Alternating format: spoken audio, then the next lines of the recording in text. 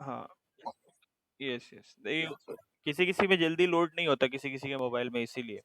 तो चलिए देखिए, ये मैंने एक फोटो निकाली थी इंटरनेट से इनकी, तो बहुत पुरानी है। 1786 की फोटो है, तो आप समझ सकते हो कैसी, जूम करके देख सकते हो आप, ऐसे जूम करके देखो।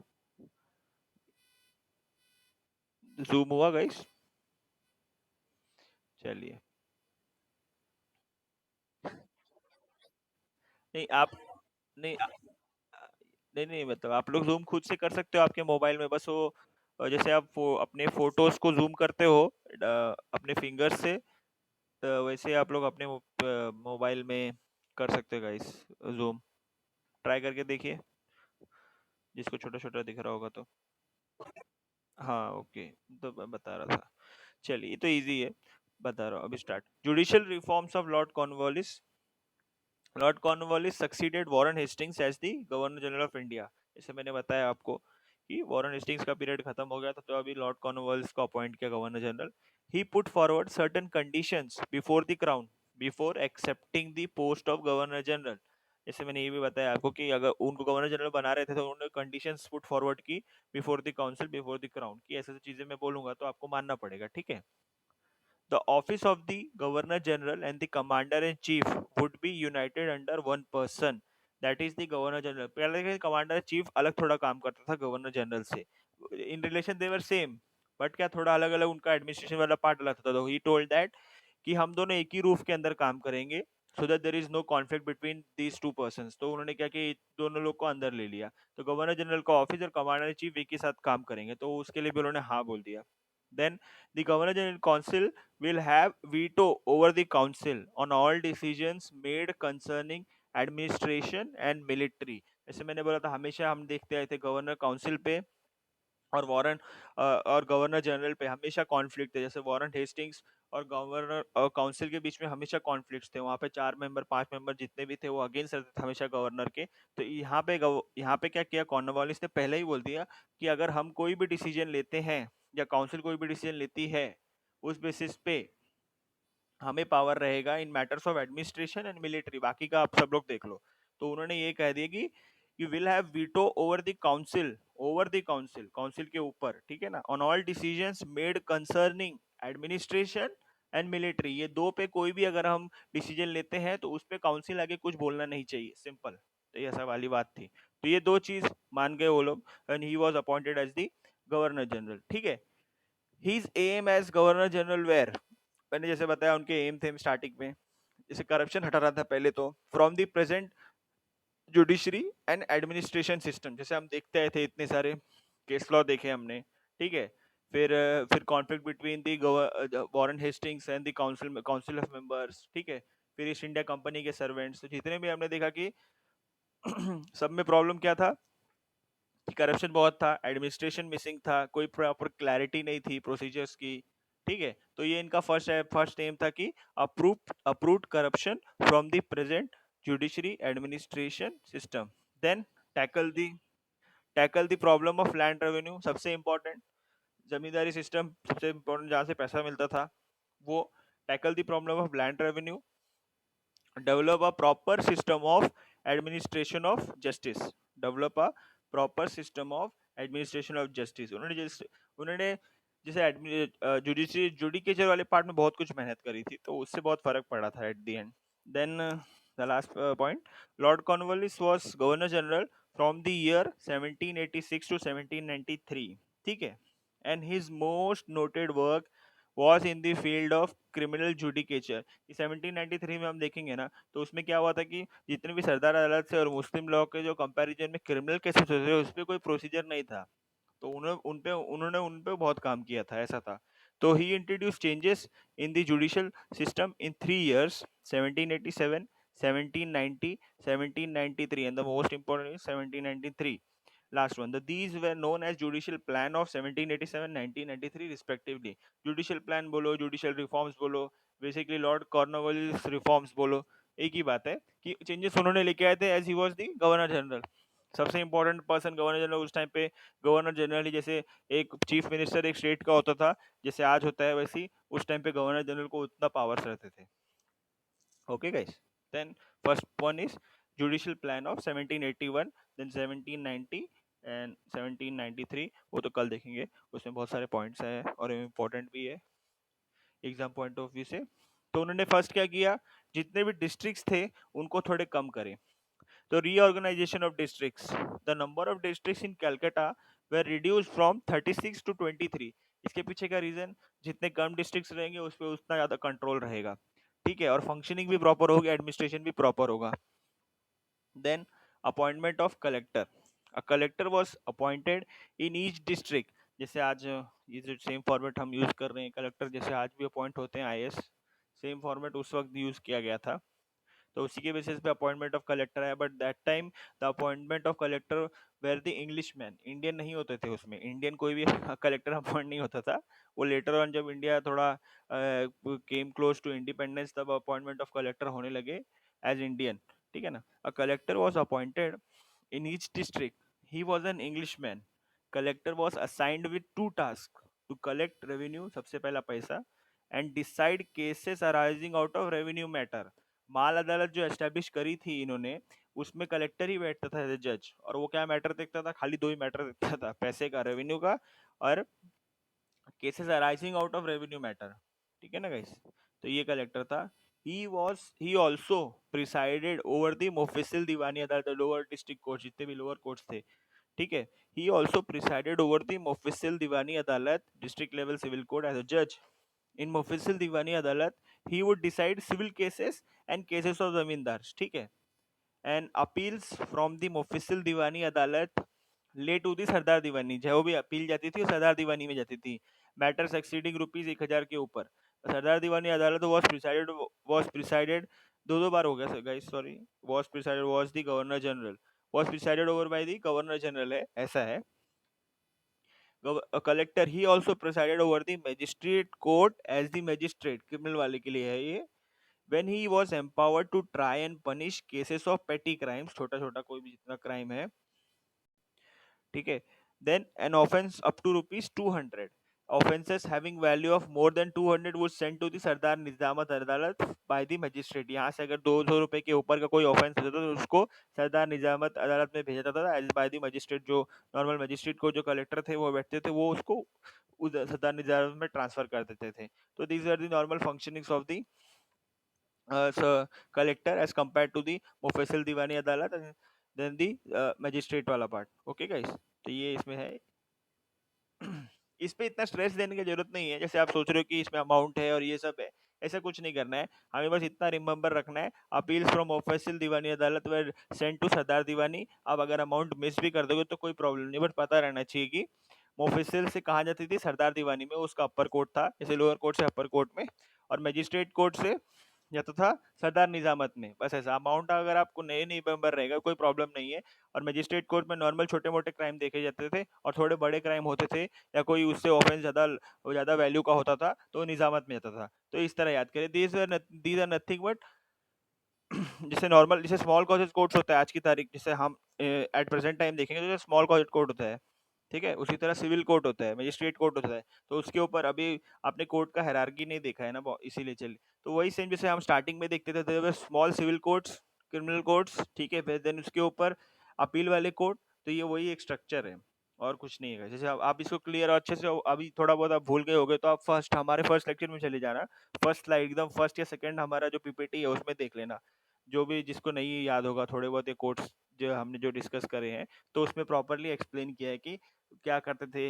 नॉर्मल मुफस्सिल दीवानी सिविल क्रिमिनल केसेस देखते थे, यही सब है उसके अंदर, अमाउंट डिस्क्राइब किया गया है, तो वही जैसे आज होता है, ठीक है। देन एस्टेब्लिशमेंट ऑफ माल अदालत, तो फर्स्ट देखा हमने 1787 में कि डिस्ट्रिक्ट्स कम कर गए, डिस्ट्रिक्ट्स कम किया उन्होंने, reorganisation of districts, then appointment of collector to look after the cases of revenue matters, ठीक है। Then establishment of Mal Adalat were revenue courts in each district which exclusive deal with revenue matter. जैसे मैंने discuss किया था कि माल अदालत establish किया गया था, उनका काम था खाली मैटर देखना रेवेन्यू के, जितने भी पैसे जमींदारी और ये सब के। This court was presided by the collector who decided cases related to revenue and he was in charge of revenue matters। और अपील कहाँ जाती थी, जैसे रेवेन्यू कलेक्शन बोर्ड, जैसे हमने देखा था कल वाले केस में, गोरा गोपीचंद केस में और स्वरूप चंद केस में, और लास्ट वाला पार्ट हमारा जो कौशिजुरा केस में, he went to the revenue council board, क्योंकि रेवेन्यू उसको मिल रहा, रेवेन्यू का पैसा जो लेना था उससे वो नहीं मिला था फ्रॉम द राजा, तो ये था। तो this would appeal from the माल अदालत led to the board of revenue in Calcutta and then to the governor general council. फिर रेवेन्यू से नहीं अगर कुछ हो पाता है sorry guys, and then revenue से नहीं हो पाता है कुछ, तो वो सीधा जाएगा governor general council. Then establishment of registrar courts, इन्होंने एक रजिस्ट्रार कोर्ट भी एस्टेब्लिश की, ठीक है। An assistant officer of the collector was appointed who was known as the registrar. Assistant officer collector के नीचे वाला एक आदमी, he was appointed in each district who presided over the registrars court which decided cases up to value of rupees 200 रुपए तक की वो देखता था। बट द डिक्री, वो डिक्री फाइनल नहीं होती थी जो असिस्टेंट पास करता था, till the collector finalizes it, ऐसा था। but the decree passed by the registrar was not final until it was signed by the मुफस्सिल दीवानी अदालत, that is the collector। तो इन्होंने ये 4 पार्ट करे थे, उसके अंदर 4 है। yes, first one is reorganisation of districts, then second one is appointment of collector, collector का थोड़ा ज्यादा पार्ट बताया है फिर, देन एस्टैब्लिशमेंट ऑफ माल अदालत, then establishment of registrar of courts, registrar of court was nothing but assistant of collector, then judicial plan of 1790 हो जाएगा। 10 minute है। जुडिशियल प्लान ऑफ 1790 वो 1787 का था गाइस, ये जुडिशियल प्लान ऑफ 1790 है। देन 1793 है, एक और है, बाय चांस मुझे तो क्वेश्चन पेपर मैंने देखा नहीं, आपका शायद से तीनों ही पूछता है एक साथ फॉर 12 मार्क्स, या एक पूछेगा 1793 का, ठीक है। देन जैसे उसने पहले क्या किया, रीऑर्गेनाइजेशन ऑफ डिस्ट्रिक्ट्स, वहां पे क्या किया, तो इन्होंने जुडिशियल प्लान ऑफ 1790 में क्या किया guys, reorganization of district into divisions, district को भी तोड़ के डिवीजन में बना दिया। The districts were divided into 4 divisions, Murshidabad, Calcutta, Dacca and Patna, so that overall जितना भी कंट्रोल था वो और कंफर्मिटी में हो जाए। डिविजन्स कम किए पहले तो, और उन पे कलेक्टर, असिस्टेंट रजिस्ट्रार अपॉइंट कर दिए, so that they can be looked after very easily. Then judicial plan of 1790 में उन्होंने और क्या किया कि डिविजन्स को तोड़ के सब डिविजन्स में कर दिया, ठीक है। तो उससे क्या बेटर एक कंट्रोल आ गया। देन मुफस्सिल फौजदारी कोर्ट्स वेर एबॉलिश्ड, तो उन्होंने ये पार्ट भी किया, सर्किट कोर्ट भी एस्टैब्लिश किया था। मुफस्सिल दवादी कोर्ट्स वेर नॉर्मल डिस्ट्रिक्ट, मैंने जैसे बोला क्रिमिनल का मैटर जितना भी प्रॉब्लम था वो प्रॉपर उस वक्त नहीं हो पा रहा था as compare to Muslim law खास करके। तो Mofussil Faujdari courts were the district level criminal courts, they were abolished and replaced with court of circuits. Court of circuit क्या था, मूविंग कोर्ट था। They used to go in each district annually और biannually, 6 महीने में 8 महीने में चले जाते थे वो लोग। ऐसा था कि लोग आके अपने केसेस आके बता सके हमें, या कुछ प्रॉब्लम रहे तो वो करते थे। A court of circuit was establish at each of the 4 divisions, जो हमारे ऊपर के 4 डिवीजन थे, Murshidabad, Calcutta, Dacca and Patna.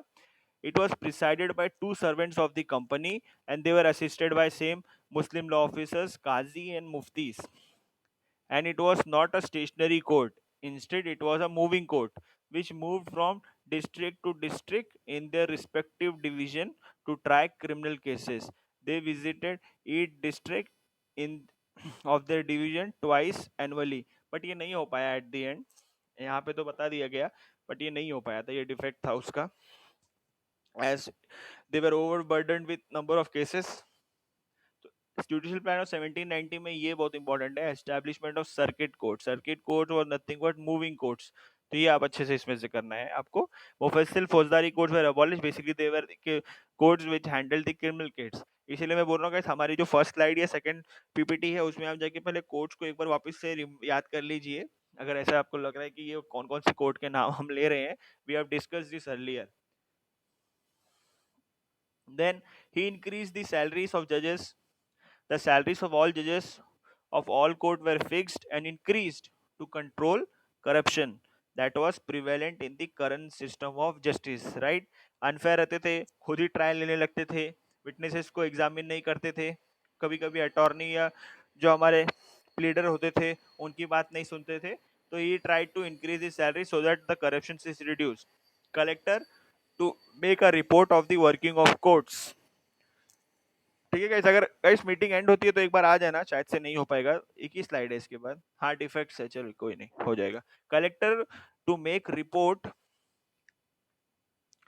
Of the working of courts, जितने भी हमारे जो कलेक्टर थे जिनको अपॉइंट किया गया था उनका काम था रिपोर्ट बना के सबमिट करना, ठीक है। Collector to make a report of working of the courts, he was in charge of that is the magistrate, right. Magistrate में क्रिमिनल देखते थे, माल अदालत, रेवेन्यू का मैटर भी देखते थे, एंड मुफस्सिल दीवानी अदालत में भी वो बैठते थे। ही वॉज द जज and send it to British parliament, send it to British parliament of England biannually और annually. The post of nawab was abolished. नवाब जो थे हमारे, ये क्रिमिनल केसेस जो देखा जाता था उसके अंदर था ये वाला part. The post of nawab who used to preside over Sadar Nizamat Adalat was abolished as he did not carry out criminal justice properly, and it was now presided by the governor general council। ऐसा था, जैसे मैंने बताया आपको कि जितने भी क्रिमिनल के केसेस थे और मोस्टली जो वो related to Muslim, it was not done properly at that time. तो उन्होंने क्या किया, जो सरदार निजाम अदालत में जो नवाब की पोस्ट थी, बेसिकली जो जज बैठता था, उनको उन्होंने हटा दिया। और उनपे कौन प्रिसाइड करने लगा, गवर्नर जनरल काउंसिल खुद देखने लगे क्रिमिनल मैटर्स पे, खास करके वो भी Muslim laws. Then court fees was introduce for the first time to reduce the burden of the courts. Questionnaire send to magistrates, questionnaire भी भेजता था कि आप बताइए क्या प्रॉब्लम है, क्या कोर्ट में क्या और करना चाहिए, क्या नहीं करना चाहिए। A questionnaire was sent to the magistrate asking for their opinions on the prevailing criminal judicial system. Okay, तो ये 1790 में 1719 में ये इंपॉर्टेंट है हमारे, कितने जुडिशियल कितने रिफॉर्म्स थे। Reorganisation of districts into divisions, Mofussil Faujdari courts were abolished, establishment of court of circuits, then increase in salaries, collector to make report of working of the courts, the post of nawab was abolished, court fees was introduce, then questioner was sent to the magistrates, एक ये part, ठीक है।